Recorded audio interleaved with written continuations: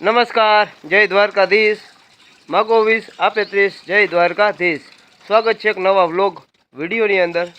અને આજે આપણે જવાનું છે એક જો મેળ આવે ને વાહનનો તો બહાર ગામ, કારણ કે આપણી ફેમિલીમાં એક મેમ્બર એડ થવાનું છે. તમને આગળ વિડીયોમાં બતાવીશ, તો વિડીયોમાં કન્ટિન્યુ રહેજો.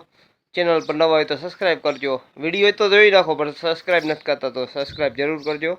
અને બીજું કે વિડીયો સારો લાગે તો લાઈક કરજો. ચાલો અત્યારે પહેલાં ગામમાં જઈને પછી વાહનનો મેળ કરીને પછી આપણે આગળ બતાવી. કન્ટિન્યુ રહેજો.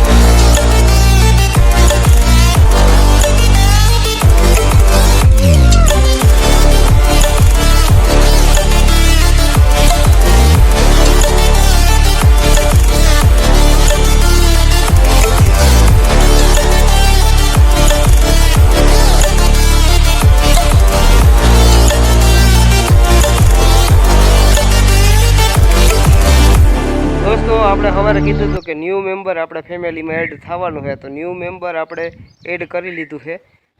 અને એ છે તમારી સમક્ષ રજૂ કરું છું. આ ભેં આપણે લઈ આવ્યા હઈ નળપર ગામથી. તમે હમણાં જોયું આપણે રિક્ષામાં લઈ આવ્યા હઈ. આ ભેં કેવી છે અને કેટલા ટાઈમની હશે કોઈને ખબર હોય તો કોમેન્ટ કરો. માલધારી કોઈ વ્લોગ જોતા હોય ને તો કોમેન્ટ કરજો કે આ કેવડી હશે. બરાબર.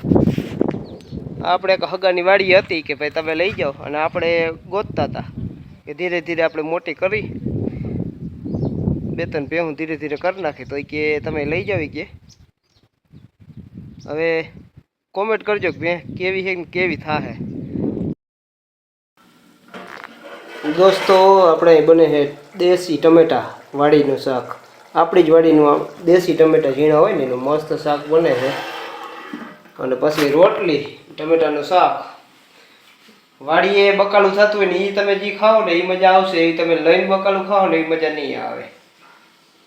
તો હવે રોટલી ટમેટાનું શાક ખાઈ પછી આપણે પાણીનો વારો આવશે. લગભગ લાઇટ આજ લપુક જપુક કરે, નક્કી નથી કઈ વારો આવે પાણીનો. દોસ્તો સવારની લાઇટ વહી ગઈ હતી 9 વાગ્યાની, તો હવે 3:30 આવી છે. અને એમાં હવે આજ તડકો તો જુઓ, ઓછી તાની આ તડકો આવી ગયો. અને હવે આ તુવેરનો ટાઈમ પૂરો થઈ ગયો, ઉપાડવાની છે. હમણાં ભાઈને પાણી હાલે છે, એકવાર પી જાય એટલે આપણે એલ્બો ખોલવાનો છે. અને પાણી વારવા માટે જો આપણે હોલબૂટ પહેરી લીધા, હોલબૂટ. કારણ કે ચીણાનો ખાર રહ્યો ને નડે. અમે બૂટને